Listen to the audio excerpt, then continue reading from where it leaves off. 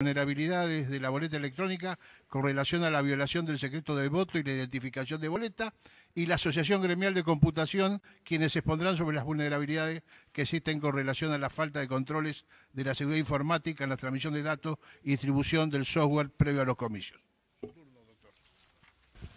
Buenas tardes y gracias a los senadores y a la presidencia de la comisión por habilitarme a dirigir la palabra a ustedes. No voy a referirme, por supuesto, a los aspectos técnicos porque no tengo en ello capacidad. Me remito a las expresiones que hemos conocido respecto de, autoridades en la materia como el señor Julian Assange y Billy Gates. Creo que si ellos mismos sostienen que la encriptación es imposible, que no hay garantía total de que sea indescifrable, y lo han demostrado en la práctica, por otra parte, y a un costo personal bastante, por cierto, por lo menos en lo que hace a Assange. Entonces, esta es mi opinión en ese tema. Pero creo que hay elementos constitucionales para descalificar el sistema que se propone, y esto es en lo que me voy a concentrar. Recordemos que las características que establece nuestra ley suprema respecto del voto es la universalidad, la obligatoriedad y el secreto. Y yo agregaría otros dos valores de jerarquía constitucional que también entran en juego en el sistema que se trate. Son ellos el de la igualdad ante la ley y, segundo, los valores de certeza y seguridad jurídica y su soporte normativo institucional, que es el Poder Judicial de la Nación. Comienzo por la universalidad. Sabemos que, en general, no se cumple con el 100% de los votantes del padrón electoral inscripto. No concurren el 100%. Una buena elección es aquella que supere el 80%. Entiendo verosímil y razonable que si alguna población tiene inconvenientes para emplear el instrumento tecnológico, esto va a afectar tanto el valor de universalidad como el valor de obligatoriedad, porque se va a sentir excluido respecto del sistema. Y esto no es un demérito para nadie. Yo he pasado por dos elecciones mediante sistema electrónico y tuve inconvenientes luego de 1 hora 40 de reloj de espera para poder emitir el voto, 1 hora 40. He tenido inconvenientes y ha tenido que venir el presidente de mesa, con mucha discreción, por cierto, pero a prestarle auxilio, no sé si a la máquina o a mí, pero ciertamente que se generó una traba. Y por el tiempo que insumió esto, presumo que la traba no solamente la tuve yo, es decir, es un sistema que genera dificultades. Y en la medida que este sistema genera dificultades, afecta los valores de universalidad y de obligatoriedad del voto. Y estos valores, que están consagrados en la Constitución Nacional, me parecen de mucha mayor importancia que el tiempo que puede insumir el conteo de los votos. El conteo de los votos no es un valor de jerarquía constitucional. La universalidad y la obligatoriedad sí lo son. Y esa obligatoriedad debe significar siempre ponerse en el nivel de que tiene o pueda tener mayor dificultad para la emisión del voto. Y ya esto no es ningún invento. Hace 2500 años en la política Aristóteles decía que aplicar un mismo sistema a aquellos que están en situación real desigual es profundizar la desigualdad. De modo que en resguardo del principio de igualdad ante la ley, del principio de universalidad y de obligatoriedad, concluyo en estos aspectos que efectivamente el sistema electrónico vulnera y afecta en la situación actual y al momento de hoy. Y no entro en el dilema de los cómputos de los tiempos que llevaría la gradualidad de un sistema.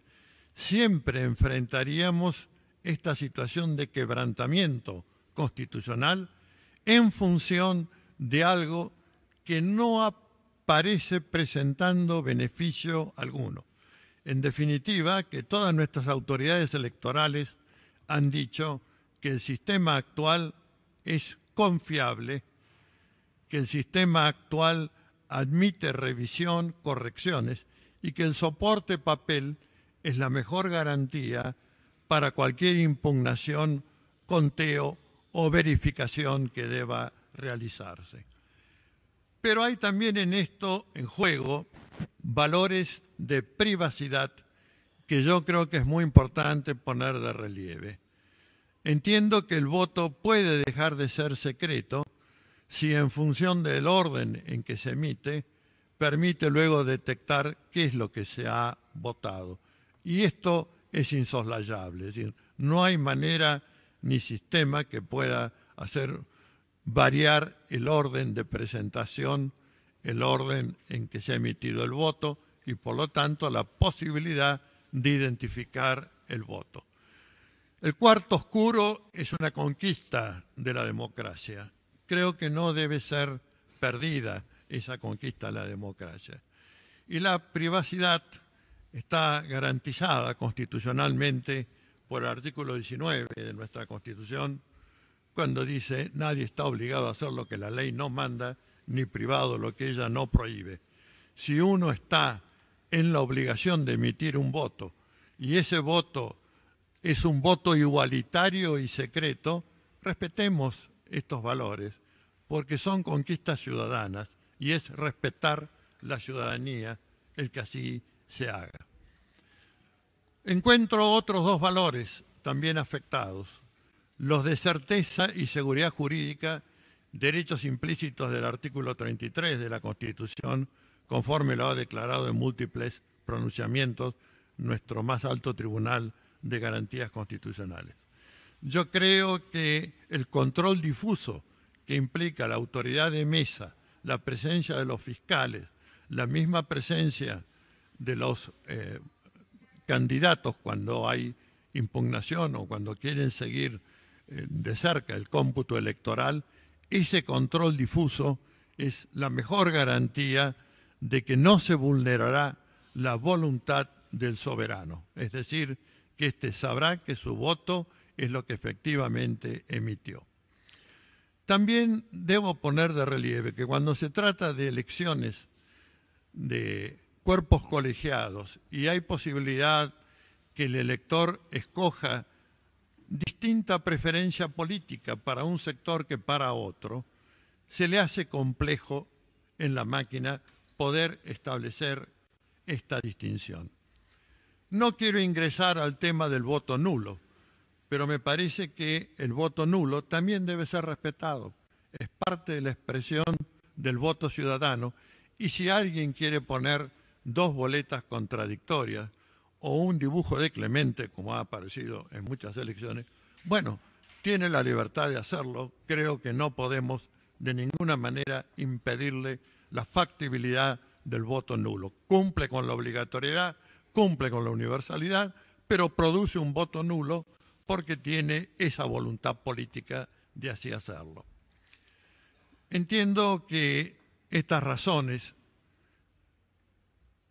no sé si decir son incontestables desde el punto de vista de la dogmática jurídica, es muy difícil hacer una afirmación tan categórica, pero creo sin ninguna duda que si esto es llevado ante el Tribunal Judicial Electoral, la impugnación va a prosperar. Este es mi pronóstico.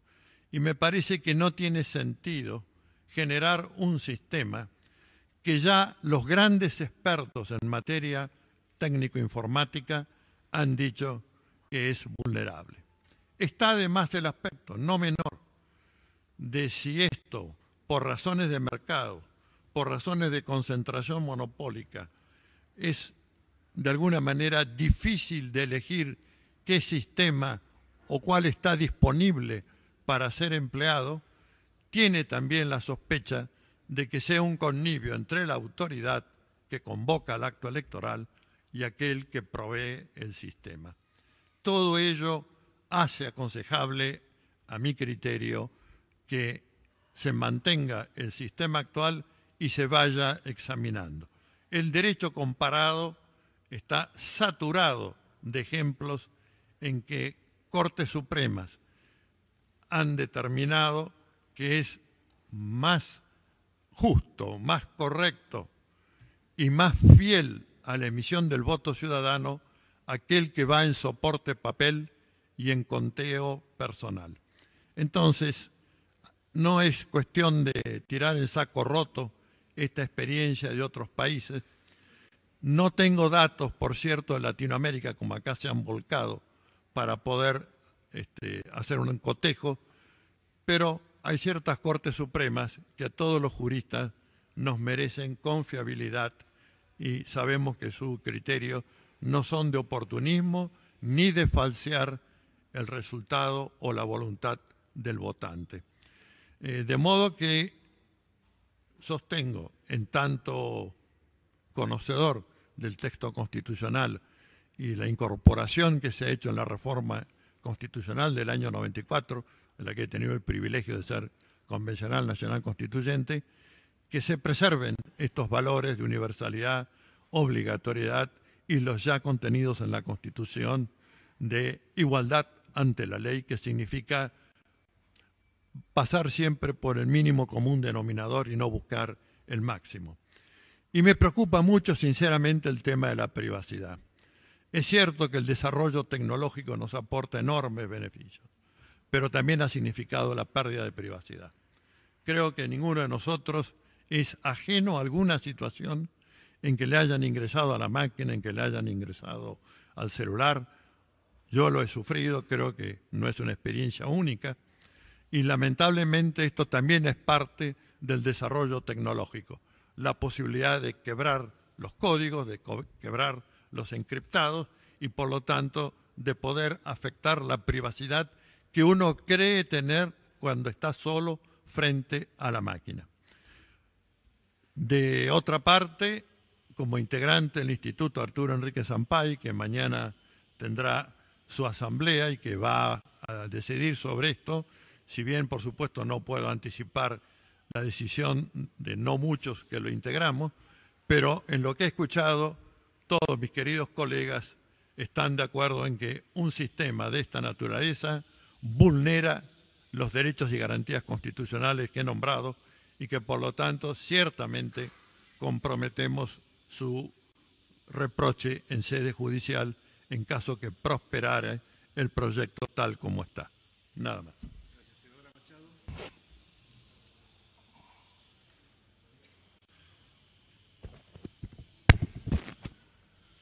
Gracias, señor presidente. Muy cortito porque invitados, pero dos cosas que tienen que ver con la certeza de este sistema que nuestra Constitución defiende y que obviamente nosotros defendemos también como el más claro y transparente. Lo que ocurre es que debo contar algunas experiencias.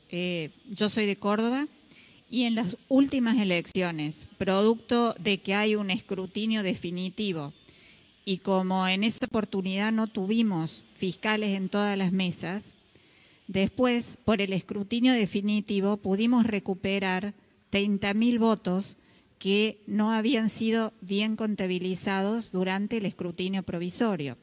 Ahora, lo que sí debemos recordar es que solo se abren las urnas que están impugnadas y en las cuales el partido político tiene un acta electoral firmada con alguna situación de impugnación, si no, no. Por lo tanto, no pudimos, a pesar que lo solicitamos en la justicia electoral varias veces, lograr la apertura definitiva de todas las actas y realizar el conteo manual de todas las urnas, ya que solamente con las impugnadas, que muchas veces en unas situaciones no tuvimos fiscales, después ya sí los tuvimos, vuelvo a decir, 30.000 votos se perdieron en esa circunstancia. Pero además también voy a recordar una población en mi provincia, que no la nombro porque por autoestima hacia mis conciudadanos, en relación a la privacidad del cuarto oscuro. Y entonces, como nos costó mucho ver la diferencia del resultado electoral, me fui a ese lugar y hablé con las distintas personas y varias señoras me decían, mire, nosotros no tenemos problema porque hacemos lo que nos dice el policía. Le digo, ¿pero cómo lo que te dice el policía? Claro, dice, porque en este lugar se acostumbra que el policía esté adentro del cuarto oscuro. Y cuando nos estamos dudando, nos señala lo que hay que votar. Y es un hábito y una práctica. Y nosotros presentamos la nota ante la justicia electoral y solicitamos la impugnación, pero quiero decir que tal vez eso está muy alejado de los gabinetes, de los claustros jurídicos, de las grandes constituciones, pero eso pasa en nuestra Argentina. Nada más, señor presidente. Yo no puedo entrar a considerar una microfísica de cada elección y los problemas que puedan darse o no. Lo que digo es que en tanto los resultados definitivos reposen en la autoridad de la Cámara Nacional Electoral, hay un grado de certeza y seguridad jurídica elevado. Además, considero que el Poder Judicial, nos guste o no nos guste su integración, y yo soy bastante crítico respecto de eso, pero es el Poder Judicial al que el artículo 18 de la Constitución le confía nada más que y nada menos que la garantía de todo derecho y garantía establecido por la Constitución Nacional. Es el resorte último para todo ciudadano de que se haga respetar sus derechos. De manera que si esta es la función institucional del Poder Judicial, enhorabuena, que se ejerza, que su palabra sea la palabra definitiva, y la microfísica es eso, microfísica de fallas que pueden producirse, pero que son solubles dentro del sistema. Sí, por favor. Microfísica ni microclima. En el balotaje, ¿sabe cuánto recuperamos por fraudes con el voto en papel? 65.000 votos. Eso no creo que yo le voy a adjuntar las constancias electorales y pensemos que 65.000 votos en una provincia son más que casuística. Gracias. Senadora García.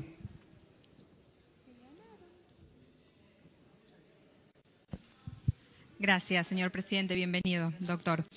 Creo y con el absoluto ánimo de colaborar con la claridad y la clarificación del tema y de cada una de las exposiciones que ustedes nos vienen aquí a compartir. Debo decir que nosotros tenemos la responsabilidad y la obligación de ser muy precisos con la terminología que utilizamos, porque básicamente somos quienes legislamos, y cuando legislamos y levantamos la mano luego en el recinto, no es lo mismo un término que otro, porque después ustedes, los abogados, o bien luego el Poder Judicial se encarga de decir qué significa y cuál es el alcance y cuál fue el espíritu del legislador a la hora de. Con lo cual, debo decir que la diferencia entre el escrutinio provisorio y el escrutinio definitivo no se trata de recuperación de votos.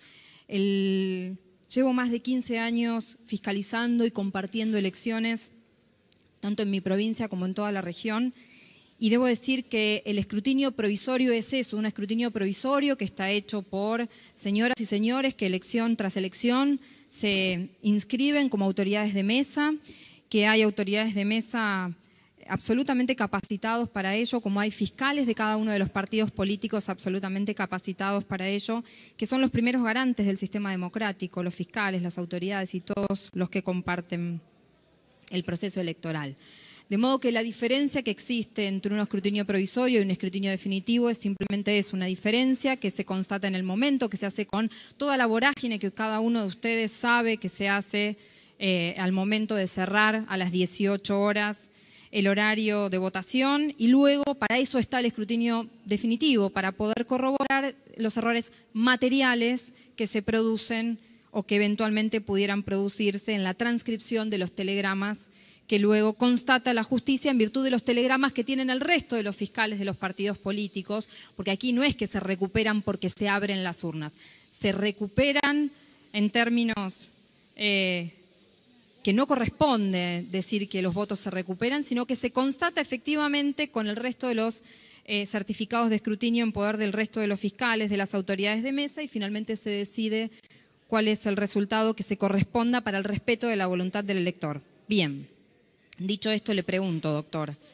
Primero, si comparte esto de cuál es la diferencia entre el escrutinio provisorio y definitivo. Si solo importara el provisorio, no habría un definitivo. Y en segundo lugar, preguntarle si usted cree, en virtud de su exposición y de todo este grado de certeza suficiente que se va generando a partir de la posible afectación o de la afectación de todas estas garantías constitucionales que usted nombró, de implementarse la vigencia de esta nueva forma de votación, porque no es una reforma electoral, sino es simplemente cambiar el modo de votación, si cree que este cambio de modo de votación puede darse en un Estado de Derecho. Muchas gracias.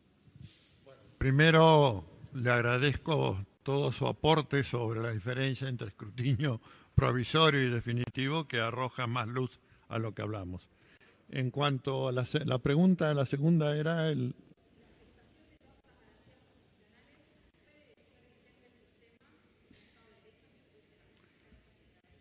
Bueno, he sido, creo, bastante claro en afirmar que vulnera y que por lo tanto hace justiciable el tema, y creo que basta la condición de ciudadano para poder llevar adelante una impugnación del mismo.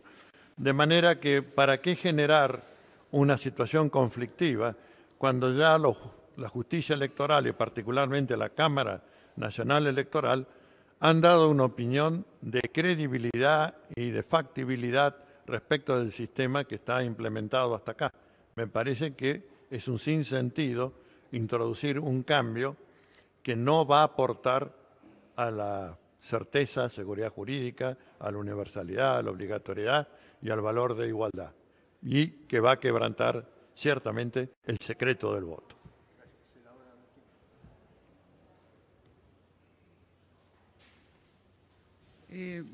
Buenas tardes, muchas gracias. Compartiendo los puntos de vista que usted ha planteado sobre la universalidad y sobre la posibilidad del elector de que efectivamente el voto que pone en la urna sea el que finalmente se resuelva, en el caso último de la provincia de Tucumán, a raíz de la presentación de uno de los frentes electorales, en el caso de Tucumán había colectoras, así que en cada mesa había aproximadamente unos 30 fiscales por cada uno de los partidos que participaban en las elecciones, y fueron abiertas todas las urnas, salvo aquellas que habían sido quemadas.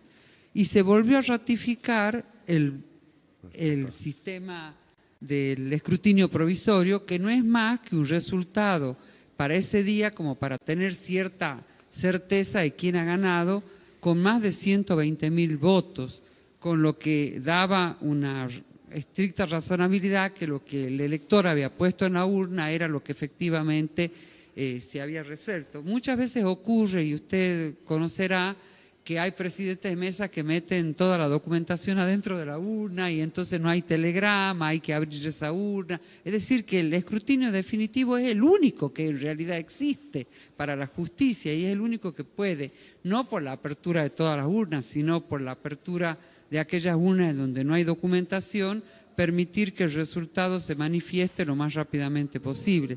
Así que comparto con usted que el sistema de votación no es el que está vulnerado, sino que se está planteando un sistema electoral con el argumento de llevar más rapidez al resultado final de una elección, que no la veo yo que eso sea el resultado. Quería saber si usted compartía este criterio. Bueno, comparto el criterio totalmente, y además me ha tocado trabajar profesionalmente en el caso de la elección que usted menciona en la provincia de Tucumán, y por lo tanto sé lo que significa que efectivamente se haya podido, con intervención del presidente de la Corte Suprema de Justicia de Tucumán, de la Corte Suprema de Justicia de Tucumán, poder habilitar un resultado cierto, definitivo, tras ese recuento y tras hacer votar en los dos lugares donde había habido incineración de urna, y que confirmó los resultados provisorios, ¿no? Muchas gracias. Invitamos a Claudio Bargach, solicitado por la senadora Rodríguez Machado.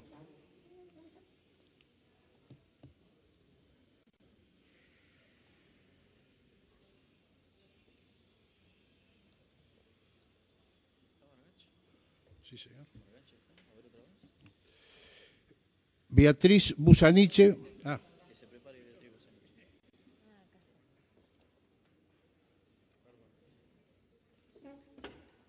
¿Cómo le va? Placer.